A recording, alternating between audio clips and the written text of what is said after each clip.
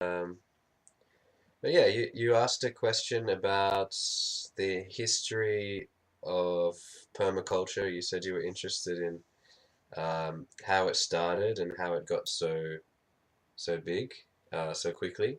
But maybe you have some more clarifications over what your question is really.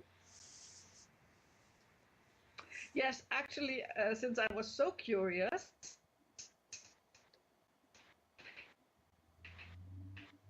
I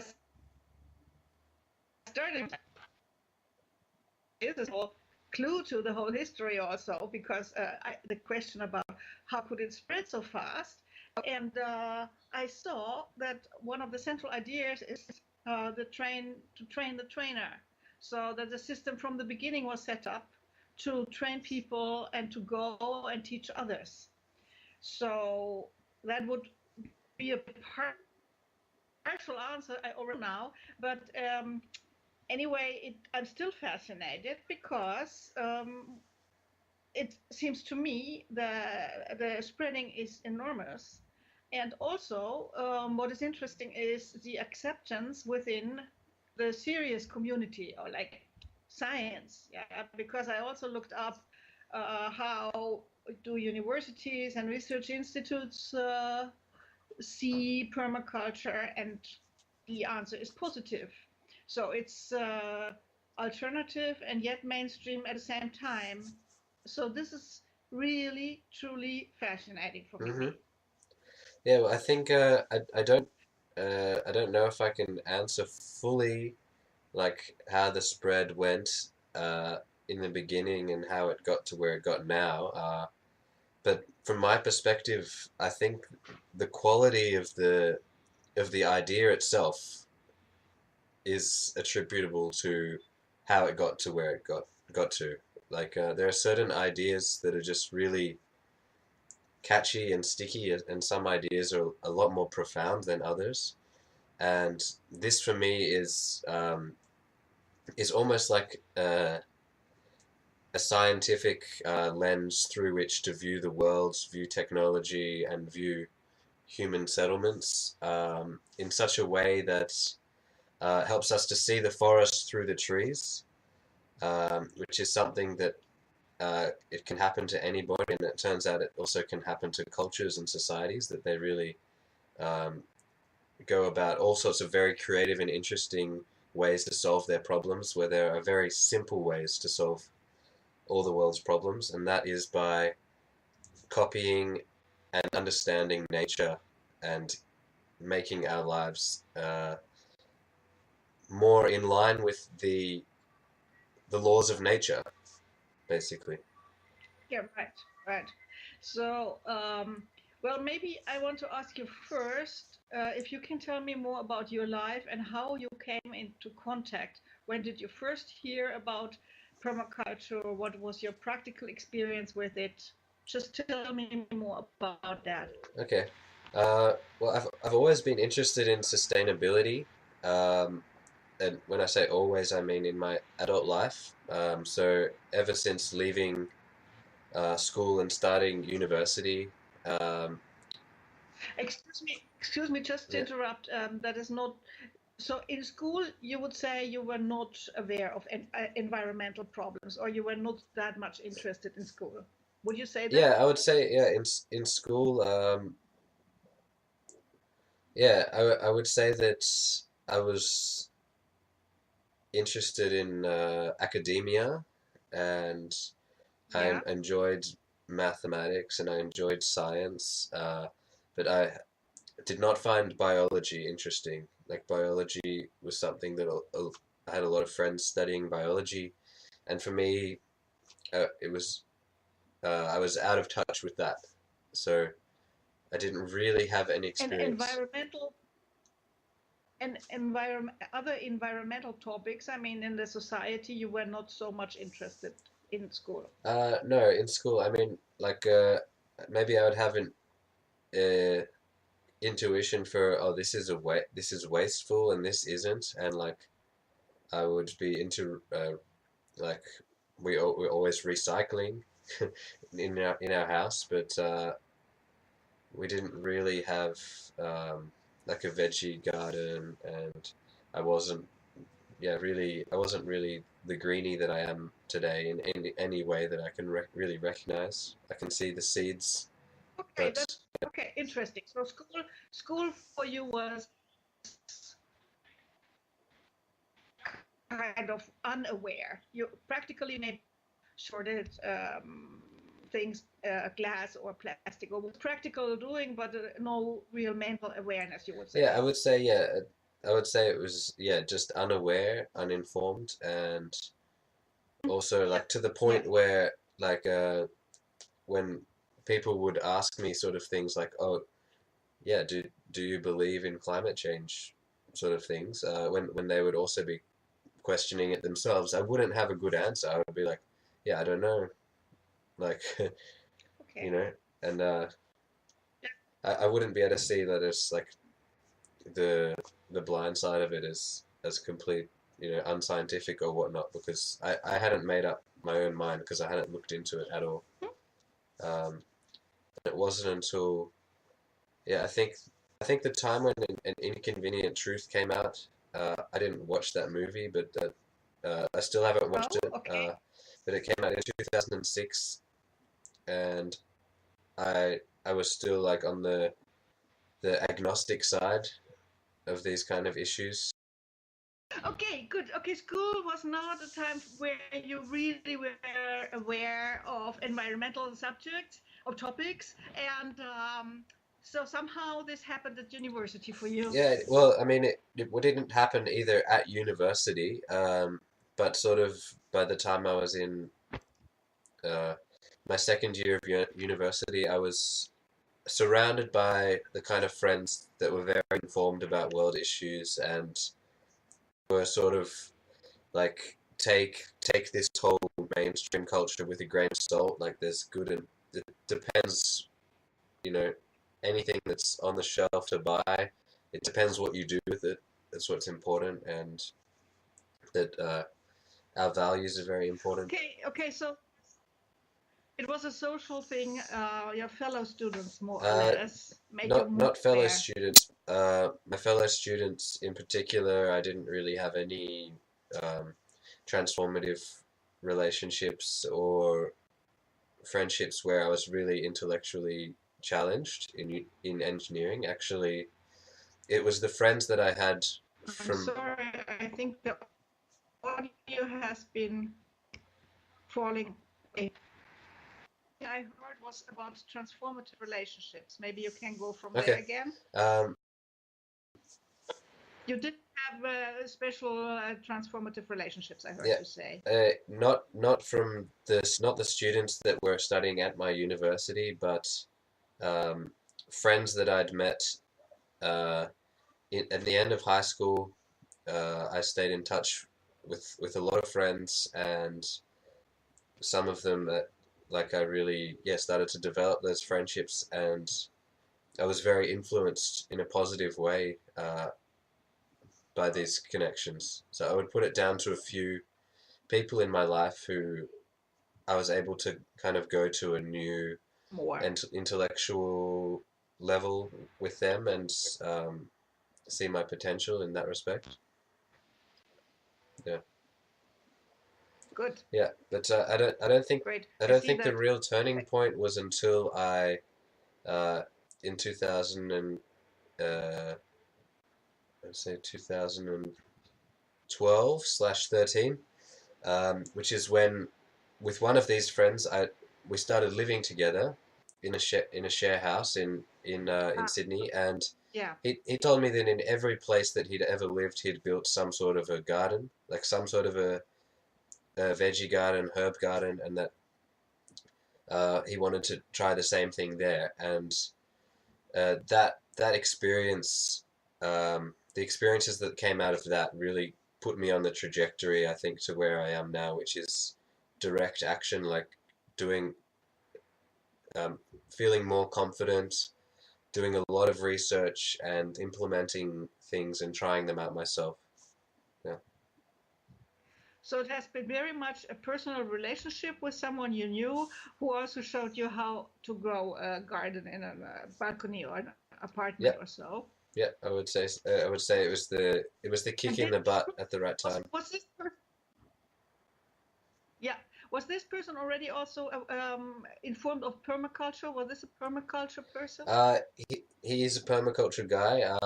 But I would say that he knew a little bit about it, and now he's honed his skills towards other things. Um, but in general, like we were talking about permaculture back then, but really not. I think neither of us really knowing what it was, like except that Okay. um, it was basically more or less another word for sustainability, except a word for sustainability that wasn't yet hijacked by um, by other Huh. people, you know. Yeah. Yeah, okay, that is an interesting thing to say because you're right.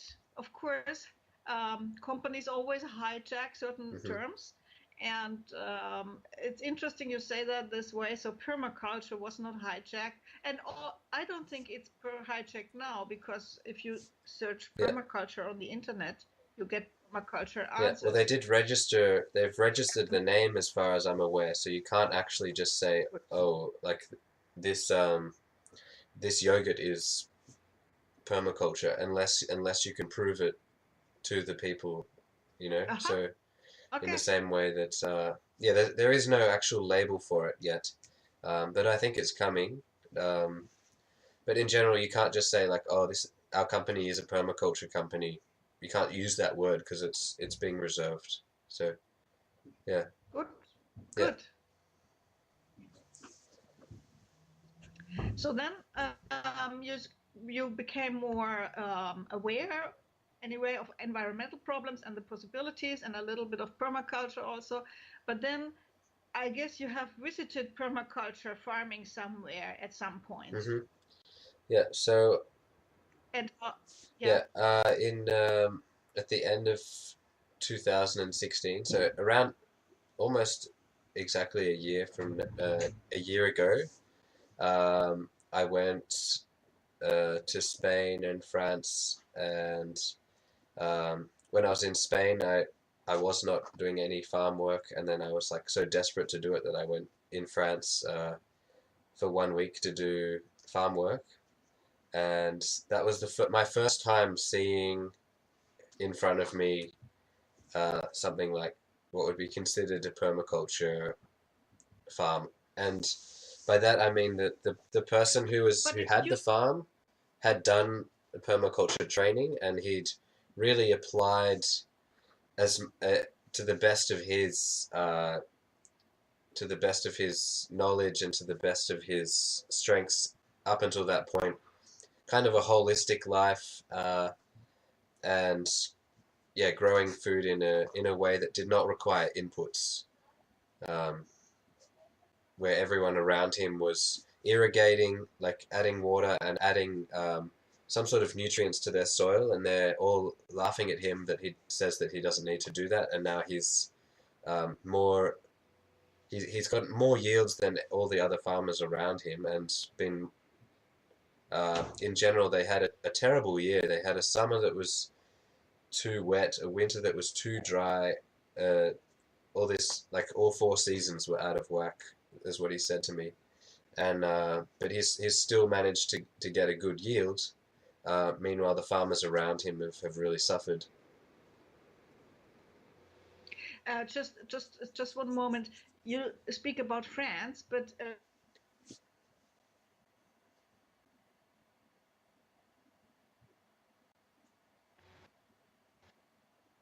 oh, the thing is bad Yeah. again. Okay. Go again. Yeah, we have been out of I connection think so. lately. So, did you hear my question? I assumed that you were also seeing some permaculture in Australia. That's just actually not true. No, I didn't. No, You no, hadn't. Okay. no. Okay. Only So on YouTube. this, Yeah.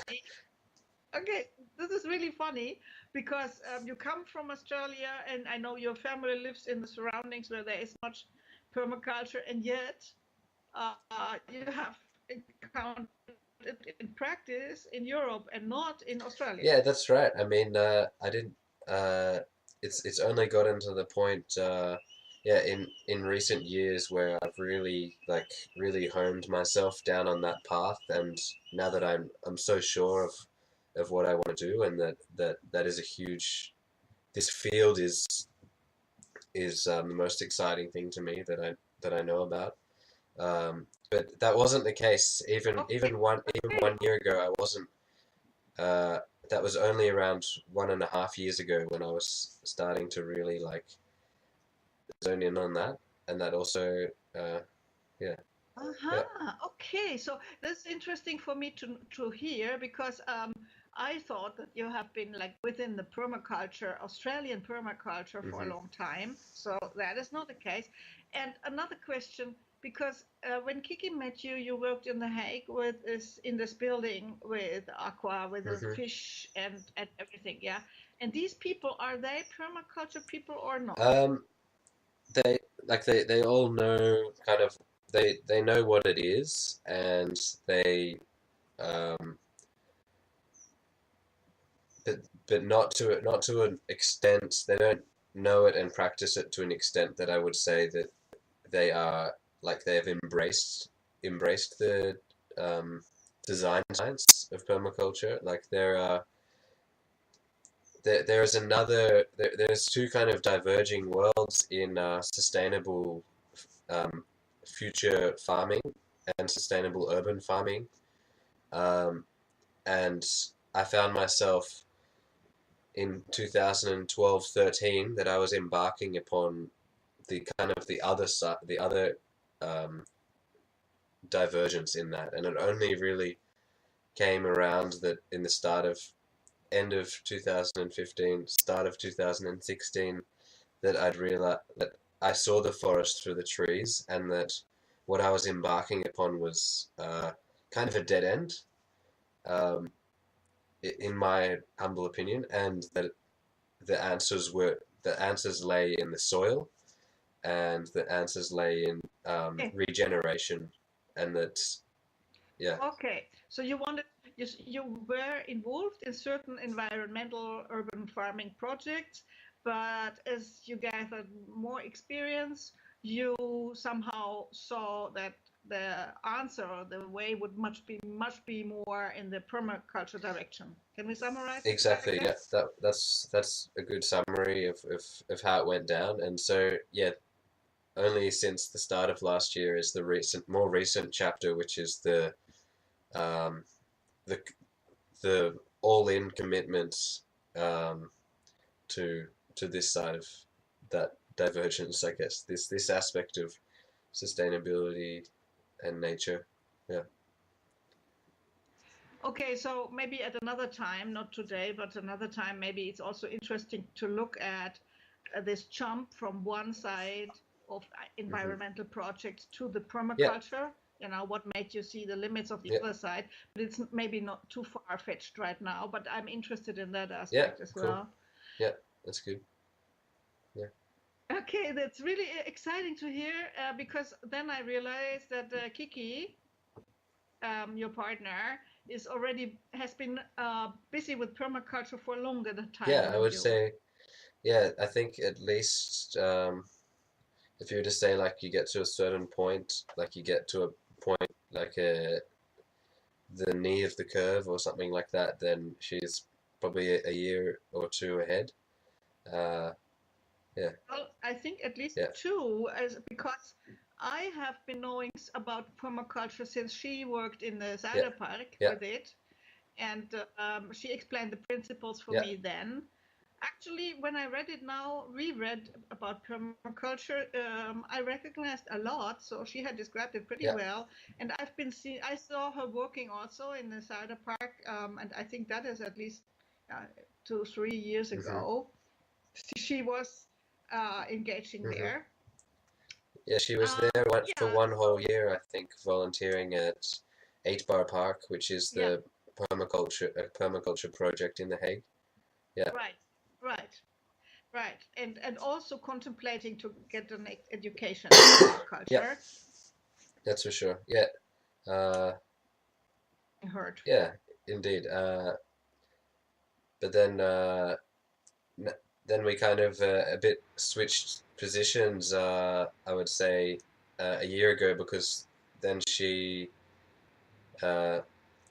I'd started to embrace it at the beginning of last year, and she was deciding in September to quit her job and go and explore it further.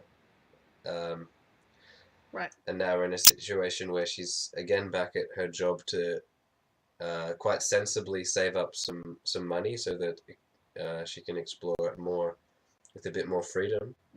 Yeah. So yeah, so it's funny how things work out that way, and that yeah, I think it's really great to have to have differences, like differences with her, but in general, like we're on the same path, and that's it seems at least for in all the important ways we're on the same path, and so that's quite an exciting thing, because we work well as a team together, and yeah, then I think we're in the position, we've put ourselves in a position where we can build great things together. So yeah. Definitely. And well, for me, I have been very much interested in environmental subjects from the 70s, because from the 70s also, virtually a time when permaculture started being bigger. And for me, it was a family history, because I lived with my aunt, who has been a real mother for me, and a wonderful woman, but she died when I was 22, so she died long ago. She died my age, which I'm now. So she told me she was like one of the founders also of the Green Party in Germany. And so I've been extremely environmentalist then, lived extremely like testing, especially with cooking and with buying basic food from farmers and baking my own bread from the wheat I bought, from the whole like wheat. homesteading. Yeah, I did everything. I was very active, and maybe even I was very ideological, extreme. To the point when I got children, and because my family situation, I had children with health problems and other health problems in the family, and I was totally loaded with everything. So then I somehow stepped back, at least from the cooking aspect. I was a member of the Green Party for a long time, also in Holland. And yeah, I'm just very interested, but I'm also a scientist and a teacher. Anyway, just let me repeat, as a psychologist, I'm very much interested in the systems perspective. And it's actually called ecological psychology, and not meaning sustainable agrarian psychology, but it's meaning like developmental psychology. You think in systems, in the society and systems. And I'm always been like that. That is very important for me. And I see that back in permaculture. Oh yeah. Yeah, did you mean to say environmental psychology, not ecological? Yeah. Yeah. You know, environmental psychology is a new part of psychology, which is really with the environment, sustainability and things. But before that, there was always a perspective within developmental psychology called ecological psychology. And ecological psychology actually did not mean anything with ecology like we understand it, but ecological in the sense of surrounding systems. So, and I'm used in the ecological perspective in that thinking purely psychologically, you know, like a child is part of society. A child is not only cognitively working, and also not only with his parents, but a child is part of society. So in this systems thinking is a part of my own education, and I see it back now in permaculture, and I love it. I'm a total system Yeah, thinker. I think well I think that's an incredibly valuable uh, kind of thing to have because it's also it's surprisingly very new still. Yeah, This whole idea of yeah, network science, and there was a yeah. book called The Tipping Point, which just came out. Oh, I Yeah, have it. I have it. I use it in my yeah, classes. that's Yeah. great. Yeah, Malcolm. Malcolm What's his Gladwell, name? Yeah, yeah, Gladwell, Gladwell. or Yeah, Timothy Gladwell, right? I Yeah, have it. yeah. I listened to that book twice, and I think it's Okay, good, good. So fascinating. I will Yeah. reread it then. Yeah, good. Actually, I use it. Why do I use it? I use it in my social psychology class as an example. What was the example? I have to look it up actually, because I use it somewhere to illustrate something, but don't even hmm remember.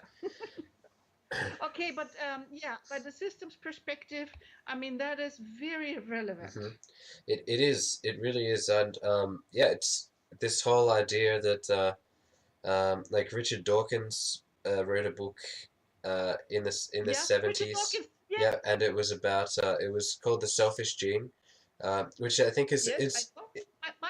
My aunt, where I lived, was a total fan of hmm this one. Yes, right. and this book, well, for starters, the name is it's called The Selfish Gene, and but actually it should be called The Selfish and Altruistic Gene because he talks just as much about altruism Right. in the book as he does about selfishness. Uh, Good. so I think it already has. I think it's got quite a loaded title already, which puts people off. But it also does serve something in that respect because it is still about the reductionist um, aspects of genetics, and um, basically it's all about individualism in the sense that like the behavior of any gene or system of genes, which is called a geneplex, is it's just trying to survive in its environment, and that might have selfish or altruistic properties, but in general, everything can be explained by individual genes surviving in their environment, and that's how this evolutionary picture kind of emerged. Um, but that has been since proven to be like, although very like everything that he says is uh, can be seen as mostly true, but it's not the whole picture. That's what we kind of understand now. That is that everything is working in networks, and there is no such thing as an individual, and such ideas are gaining a lot more kind of credibility ever since like the 80s. Uh, this idea of like the Gaia hypothesis that the world is just one can be also treated as one big organism in certain ways is also Well, seemingly out okay. there. I must. Okay, I do not agree with you if you say there is no individual.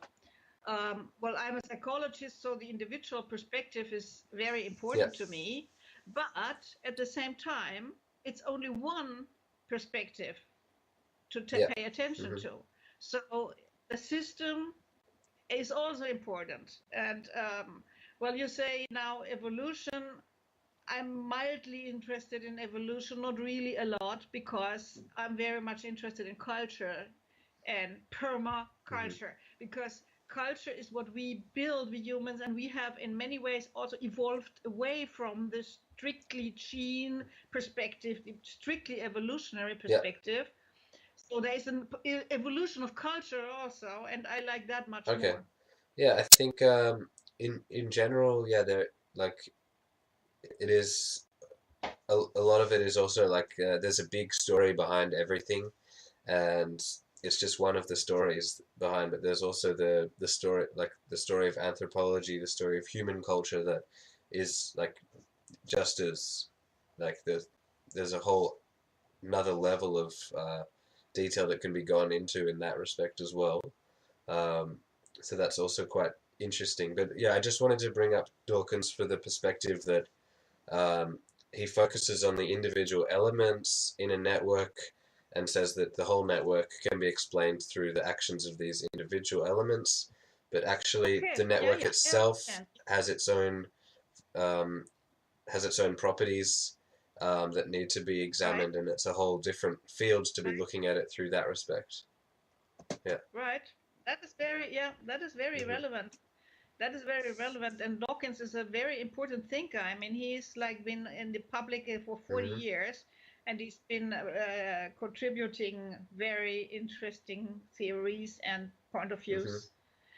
And Dawkins is kind of also mainstream scientist.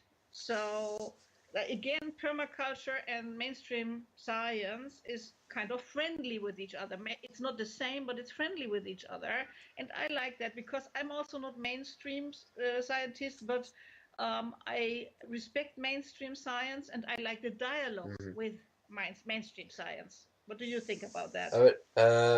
Depends on what your. I would need to know what you define as mainstream science, probably. Yeah. Well, it was an I do it intuitively. I mean, Dawkins, for instance, is in the media and publishing, and his name is out there. So anybody who is widely recognized as a scientist like him, I would call Okay, so mainstream. you mean like popular science? I think I would call it. Well, not only popular, but he also among scientists, both in the public and among scientists. Dawkins is a name who he's Yeah, recognized. I mean, he's not questioned. What he's saying, people really because he knows so much and he has contributed so much, so he's not questioned. I mean, he's kind of a yeah. standard. Okay, I understand that then. Yeah, so it's like the celebrity kind of aspect in a way. Like he's seen as a prominent figure, uh, and that the things that he does and says are all in the name of promoting science. I think in some ways that's where his celebrity status is kind of based on that he is a promoter of Yeah, but science. for me, he's a promoter of science, but it's not only celebrity, it's also if he says something, he has kind of proof. I mean, there's no absolute proof, but kind of this has been found in studies, Yeah, kind of that there proof. is a Yeah. kind of So trust aspect. Yeah, yeah, and I think also trust that is yeah, justified trust. In yeah, my for sure. eyes, justified Yeah, I would trust. agree. Yeah, Yeah. and Hmm. yeah, and then that is why I call him a mainstream scientist. Now there are others who are less mainstream. Now the Indian woman, for instance, you brought up Yeah, in the Vandana video, Shiva. Yeah. she, yes, right. She's also very impressive, and she's partially, I think, partially mainstream or like accepted of mainstream. But something she's saying and doing, I guess, I have not been very deep into it, but I guess is not totally mainstream. Yeah. Okay. Well, the the analogy. I understand your analogy, and yeah, that like within certain fields, these different figures are more known, more well known, seemingly. Um, and she's a huge name in the world of organic uh, agriculture, but also Yes, just in the downstream effects of free trade and the downstream right. effects of neoliberal capitalism. Uh, she's she's I would say even though uh, her expertise is in something else, like I'd say that she seems to be more of like a social uh, anthropologist, but like more interested in human culture than I would. Yeah, I'm not sure what I'd compare that to, but I would say that that's like one of her what she's really famous for is her application of agriculture and saying that agriculture is human culture and that we need and that we're losing Right, that with our right, globalized right, systems. Yeah, right, yeah. right. And I agree on that part Mhm. fully. But again, also, she is not a permaculture person. Well, I think that I th a lot of these there's a few celebrities that are fully what I would say permaculture, but just don't use the word. And Okay. she's one of those. Yeah, Okay. yeah, like Okay. she's really Right. fully Would about you say? embracing that, and you can see it in all of her projects and all of the things Yeah. that she does, Yeah. that she's really Yeah. following that school. She just doesn't really explicitly say that. And I would say also that there's another famous man, John D. Liu, who is more on in the regeneration, restoring Yeah. damaged ecosystems and turning deserts back into lush, productive Uh-huh. ecosystems. He is also, I would say that everything he does is within the broad field of permaculture. He just doesn't really use the word that often, and in fact, I think it's a bit to his strength that he also doesn't use the word so often, because Yeah. he's really about speaking to, like, from a diplomatic level, speaking to diplomats from all different countries, going from government level to get really widespread public support for the reversal of desertification and the uh, to turn damaged ecosystems back into productive ones. And that requires all of the knowledge that we have in permaculture and more, more specific knowledge that is now But applied. that is now a really important. It's a very important Yeah, point you make. So there are permaculture figures out there who do not sell themselves as yeah, permaculture. I would say, yeah, So your concept of permaculture, in other words, is broader than what is labeled yeah, I permaculture. would say so, definitely. And yeah, a lot of people, it's like with any tool that is like hanging there on the wall. Like permaculture is many tools, right? So you could draw a big bubble around those. But it's about more what you're doing with those tools than which tools you're using. Uh, I think.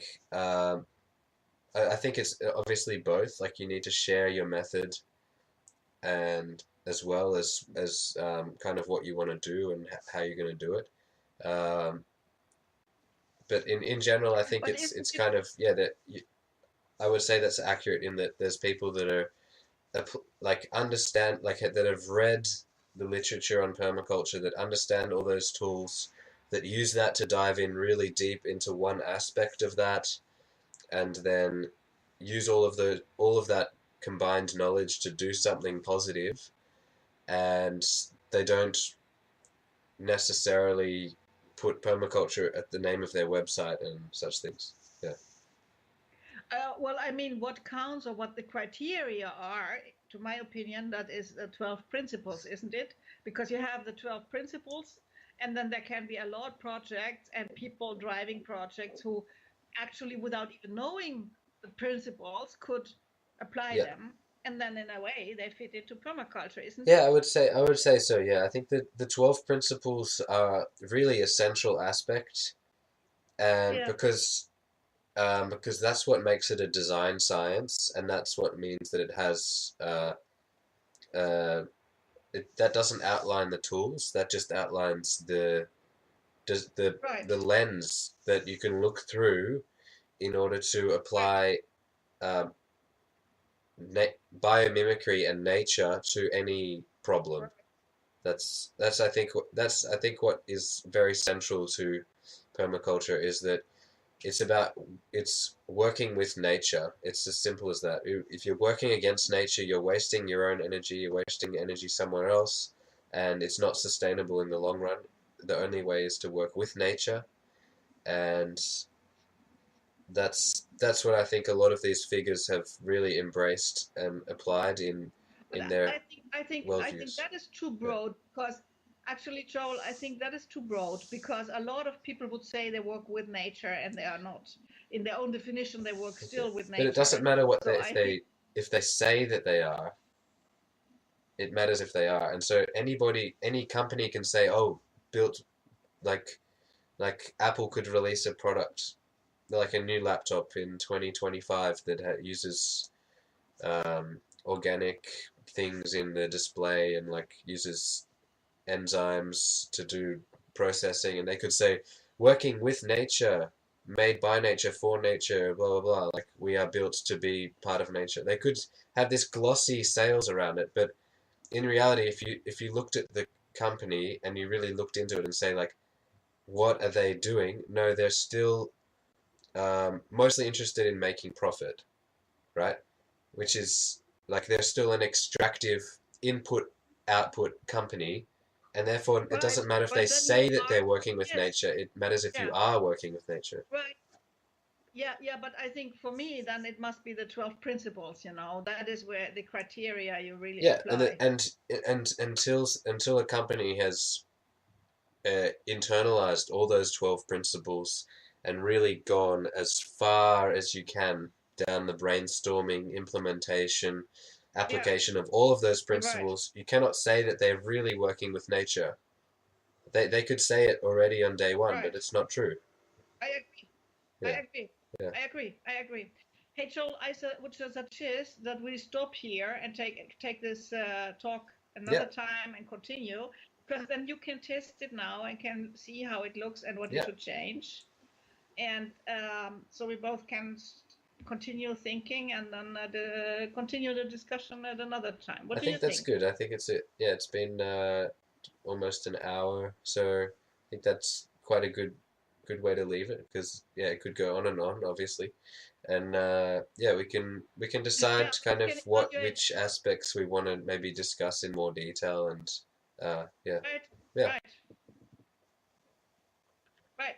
Okay, thanks a lot. This was really interesting to know more and to just have this dialogue. Um, well, you just have to evaluate if it's all technically good enough or not. yeah. So, um, thanks for inviting me to have this It's been really dialogue. great.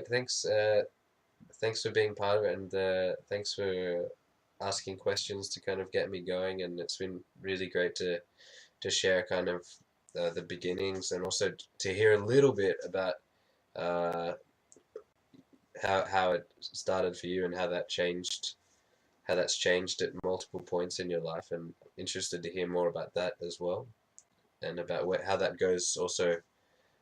Even more interested to hear about how that's going forward. What you wanna, what your goals are, and what not what your goals are, but what your direction is following. Yeah. Well, I can tell you now, and this would be also a topic. I can tell you now, and it could be a topic for a new Hmm. video. And like I said, environmental psychology. And I would like to start reading more about that. Actually, I wanted to buy a book because there is also an ebook, which is standard kind of an ebook Great. thing. Yeah. And I would like to read a little bit more about that, and then we could, talk more about what is environmental psychology, and I saw it was part of permaculture from right from the Hmm. start. So that is really it's my field, and at the same time it's also your field. So I like to discuss that more. That would be fantastic. I would love to do some recordings based on that because yeah, I also find it really fascinating. Uh, yeah, that'd be really cool. Yeah, but as Let's yeah, do that soon. yeah, I'll start yeah, reading on it. great. And I could suggest for the next talk that we could focus on one of the like try and focus on one of the 12 principles and how that really could translate into everyday life, and then Right? the other 11 would naturally come into play, but just try and look at one and go in a bit more depth if that interests you. Yeah. Okay. I will look at the principles and come back with a Okay, suggestion. great. Yeah? Cool. Wonderful. Have a very Have good a day, lovely day. Joel. Nice to chat. Okay. Okay, bye. Thank Bye. you. Bye.